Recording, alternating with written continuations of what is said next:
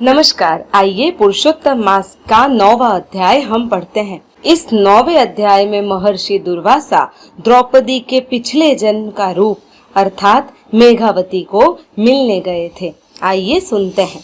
सूत पुराणी बोले, हे मुनि श्रेष्ठों, नारद जी ने भगवान नारायण से पूछा कि मेघावी ऋषि के स्वर्गवास के बाद तपोवन में मेघावती का क्या हुआ। उसके प्रत्युत्तर में भगवान नारायण ने कहा, मेघावती तपोवन में अपने पिता को याद करके शोक करती रहती थी। उसमें देवेच्छा से दुर्वासा मुनि उनके आश्रम में आए। यह दुर्वासा अत्रि ऋषि और सती अनुसुया के पुत्र थे।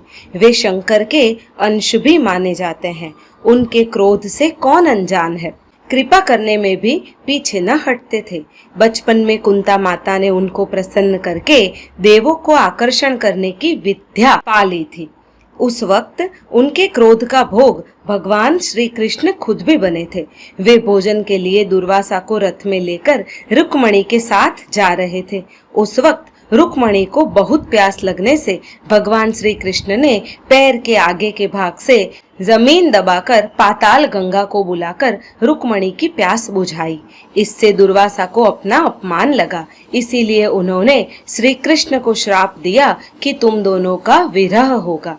ऐसे दुर्वासा मुनि मेघावती के आश्रम में आते ही उसने दंडवत प्रणाम करके योग्य सम्मान दिया। बाद में कहा, आपके दर्शन से मेरा जन्म सफल हुआ है और मेरा आश्रम पवित्र हुआ है। दुर्वासा मुनि ने प्रसन्न होकर मेघावती को कहा, तूने तेरे पिता के कुल का उद्धार किया है। तेरी धार्मिक भावना से आकर्षित होकर मैं यहाँ आया हूँ। मैं नारायण के दर्शन हेतु बद्रिकाश्रम जा रहा हूँ। यह सुनकर मेघावती अति हर्षित होकर बोली, हे महामुनि, आपके दर्शन से मेरा शोक दूर हुआ। आप जानते हैं कि इस आश्रम में मैं अनाथ जैसी हालत में अकेली रहती हूँ। मेरा कन्या काल बीता जा रहा है, मुझे उसकी चिंता है। तो आप कोई भाग्यशाली पुरुष मेरा पाणी ग्रहण करे, ऐसा उपाय बताइए। यह चिंता मुझे दिन रात सताती है, जिससे मुझे जीवन भी अच्छा नहीं लगता। रात में सोच में नींद भी नहीं आती। मेरा दुख दूर करने को आपको प्रार्थना करती हूँ। इतना बोलकर मेघावती दुर्वासा मुनि के सामने आशा भरी दृष्टि से हाथ जोड़कर खड़ी रही। इति श्री बृहद नारदीय पुराण का पुरुषोत्तम महात्म्य का दुर्वासा का मेघावती पास आगमन नाम का 9वां अध्याय संपूर्णम। अब पुरुषोत्तम मास की पावन कथा पढ़ेंगे। इस कथा का नाम है गुरु और शिष्य की कथा। जानेंगे कि किस तरह से शिष्य को नारायण के दर्शन हुए। गुरु और शिष्य थोड़े समय से नदी के किनारे एक झोपड़ी में रहते थे। गुरु ज्ञानी और धर्म ध्यान में लीन रहते थे।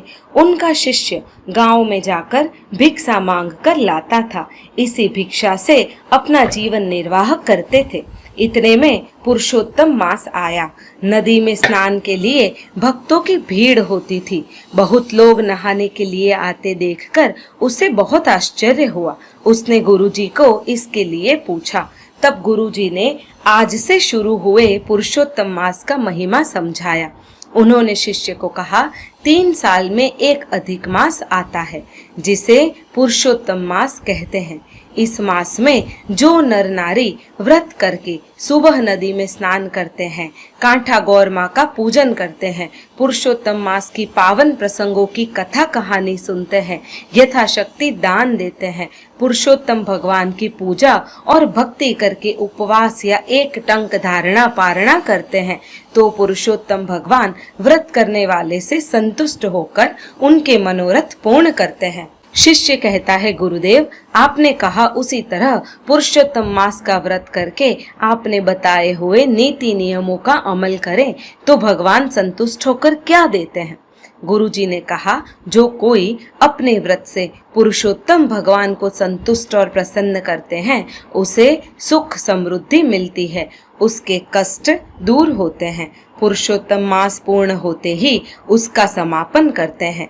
तब ब्रह्म भोजन वक्त प्रभु अवश्य दर्शन देते हैं।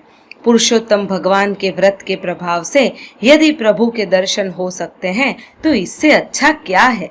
उसने तो उसी समय संकल्प करके व्रत शुरू कर दिया। वह हर रोज जल्दी उठ नदी में स्नान करके, कांठा गौर माँ का पूजन करके, कथा कहानी सुनकर बाद में भिक्षा लेने गांव में जाता था। उसमें उसे अपने भाग में आया हुआ अन्न वह भिखारियों को दे देता और वह खुद फलाहार अथवा पानी से उपवास कर लेता। उस तरह करते करते पुरुषोत्तम मास खत्म हुआ। उसे भगवान के दर्शन की लगन लगी थी। उसे समापन में 11 ब्राह्मणों को बुलाया।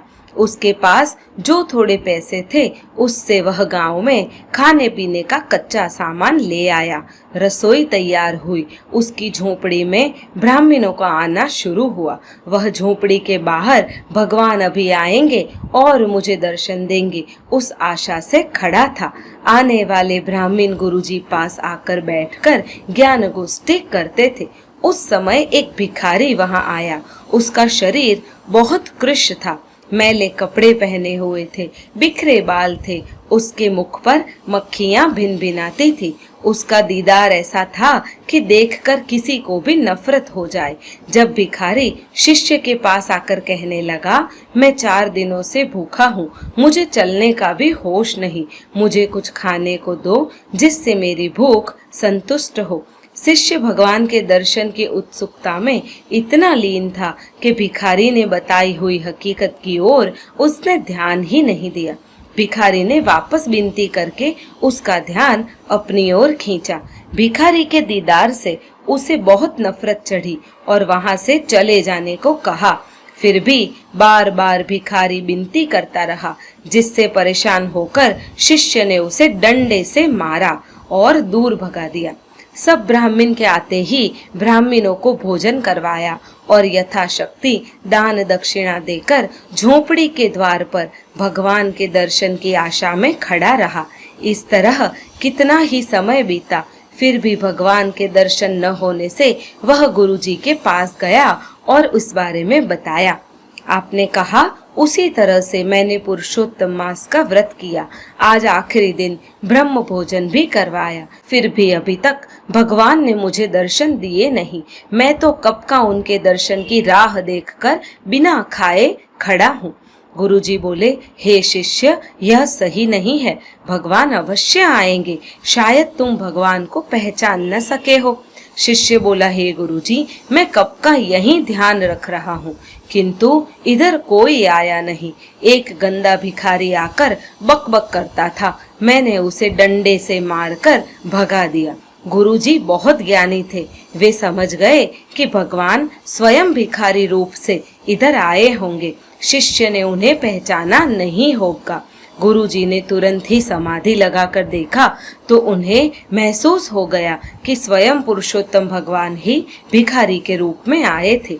गुरुजी बोले, हे शिष्य, भिखारी के रूप में भगवान स्वयं आए थे। तेरा पुण्य इतना कच्चा कि तू आई हुई तक का लाभ न ले सका। शिष्य बोला, गुरुदेव, मैं मूर्ख नहीं कि भगवान को पीटूं। मैं तो भगवान की पूजा करने के लिए सब तैयारियां कर दी थी, किंतु भगवान आए ही नहीं। शिष्य को यह बात समझ में न आई। तब शिष्य को साबित करने के लिए गुरुजी ने दीन भाव और श्रद्धा से प्रार्थना की कि हे पुरुषोत्तम भगवान, आप भिखारी रूप में आकर इस शिष्य को सच्चे रूप के दर्शन दिए बिना ही चले गए। उसकी श्रद्धा टूट गई है। उसके सब अपराध क्षमा करके उसे दर्शन दो कृपानाथ। गुरुजी की प्रार्थना से तुरंत ही पुरुषोत्तम भगवान प्रकट हुए। उनके तेज का कोई अंत न था, अनुपम रूप था। फिर भी उनके शरीर पर डंडे मारने के निशान थे। भगवान के शरीर पर डंडे के निशान देखकर शिष्य उनके चरणों में गिर गया और अपनी भूल के लिए बारंबार माफी मांगने लगा। भगवान बोले, हे मूर्ख शिष्य, मेरा अनेक रूप है। मैं कब कौन से रूप में प्रकट होता हूँ यह कोई जान नहीं सकता। इसलिए जो जीव पर दया करते हैं वही मुझे पा सकते हैं। इसीलिए आज से कोई भिक्षु भी तेरे आंगन में आए तो उसे आदर सहित भोजन कराना, उसे धुतकारना नहीं। इतना कहकर भगवान अंतर्ध्यान हो गए।